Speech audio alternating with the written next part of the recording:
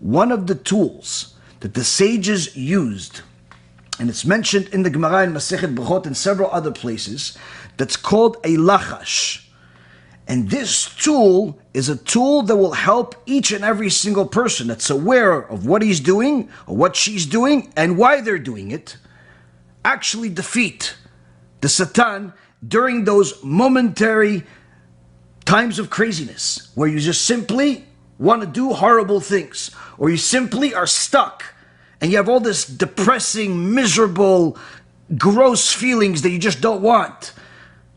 You want to get out of that? You want to get out of that hole? This lachash will help you.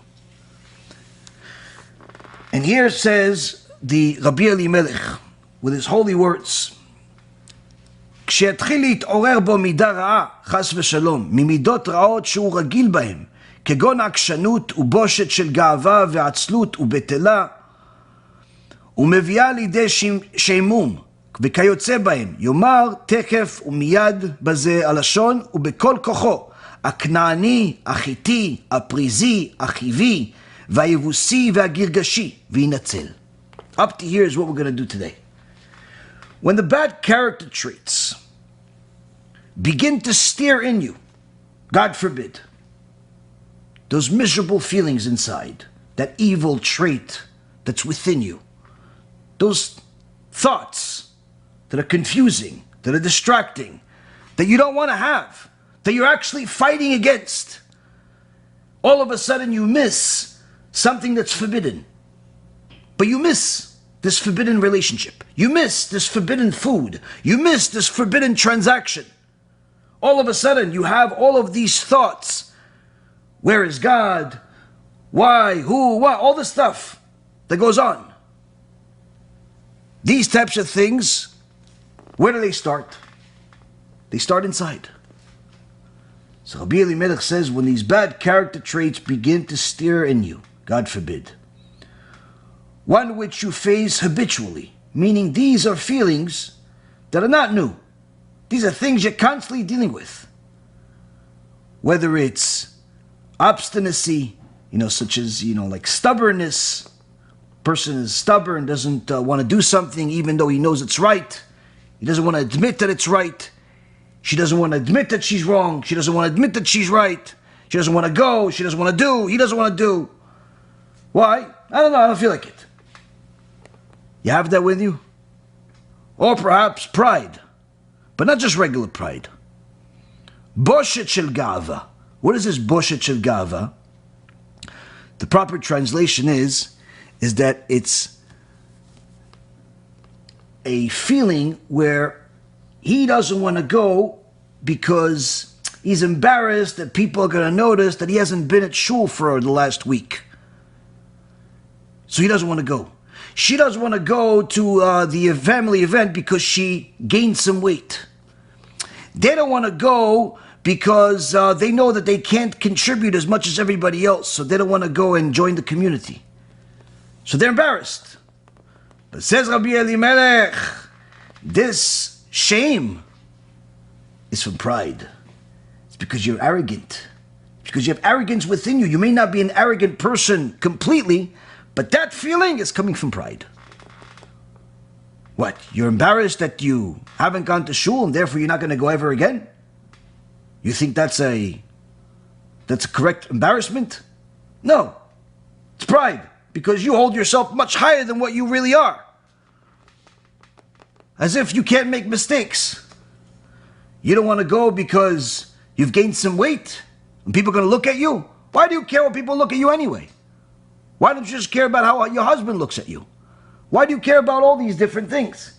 Oh, because you hold yourself to a higher standard and how you were always fit for the first 20 years of your life and suddenly you gain and suddenly this. This all comes from pride. This boshet shel gava is not just pride, but pride that in essence is shown when a person is embarrassed of something, but he's not embarrassed because it's really embarrassing. He's embarrassed because it's pride. Or laziness, atzlut. Who hasn't been lazy in their life? Some people that I've met throughout the years that have come to my lectures suffer from laziness for years. They don't want to move. They don't want to get a job. They don't want to get married. They don't want to do anything. What do you do all day? I don't know. I watch this and I do this. Okay, but how are you going to survive doing whatever it is that you're doing, the little that you're doing? Well, I don't know. That's why I ask you. Well, obviously, you have to change. Yeah, but I don't know. I'm so lazy, Rabbi. Yeah, that's your problem.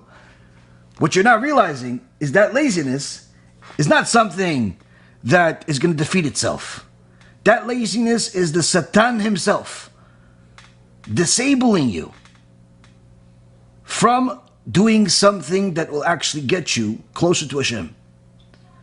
Some people, they get a unique yetzer where they start watching Shiurei Torah, they start transforming their lives, they start reading some books, watching some lectures, and then they decide that they don't want to work anymore. They don't want to work anymore. They don't want to do anything anymore. They just want to watch lectures all day. Okay, that's very nice that you want to watch lectures all day, or you want to read all day, but how are you going to provide for yourself? How are you going to eat? You're not a scholar, so you're not willing to go to a kollel and study 10, 15 hours a day. You just want to watch it, in your pajamas for 10 hours a day. You want to watch till 4 o'clock in the morning. That's not a scholar. That's laziness. Oh yeah, but it doesn't mean anything. Yeah, money doesn't mean anything, but you still need to use it. And this type of laziness, Rabotai Karim, is also the Satan himself. Or idleness that leads to boredom, says the Tzetel Katan. Meaning that a person cannot make a decision of what to do, which way to go, and in such a fashion, such an extreme fashion, that they simply do nothing. They just remain idle. Or, worse yet, this is very common among teenagers, where they go to school, they finish school, 2, 3 o'clock, 4 o'clock, whenever they finish school, and then they have nothing to do. And instead of opening up a book, learning some Torah, watching a lecture, helping their parents, doing something useful, what do they do? Nothing. Just play on the internet, flip through videos for hours, call their friends, talk about absolutely nothing because they're also doing nothing. And then they're surprised that they end up sinning. Why? Because boredom leads to sin, says Shlomo HaMelech. Boredom leads to sin. Or are there similar things, says the Tzetel Katan. Now what do you do when these bad traits begin to stir up within you? These are things that a person deals with every day. He deals with laziness every day. He's battling it. He deals with pride every day. He's battling it. Somebody cut him off on the highway. Somebody took his parking spot. Somebody took his chair. Something is missing from his office or his house. He wants to roar like a lion because he forgot that he's not in the jungle. These are things that people deal with every day. And the first thing that a person needs to know is that all of this comes from the Satan. All of this comes from the Satan. HaKadosh Baruch Hu permits the Satan to put traps in your way, to put obstacles in your way.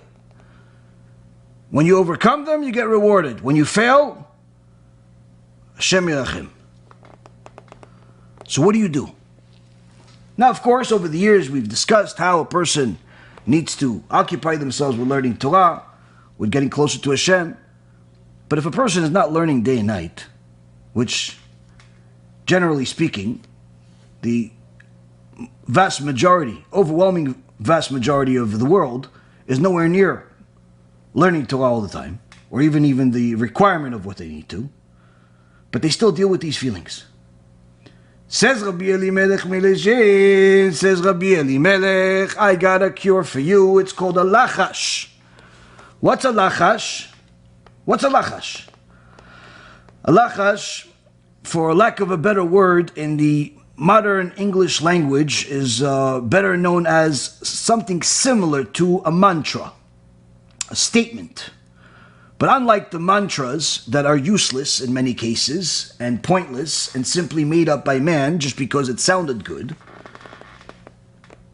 a lachash has a segula effect, spiritual effect, spiritual power, connecting it to the Torah, that if a person does it correctly, that lachash will literally have the ability to give the person a certain spiritual power they did not have before they did it.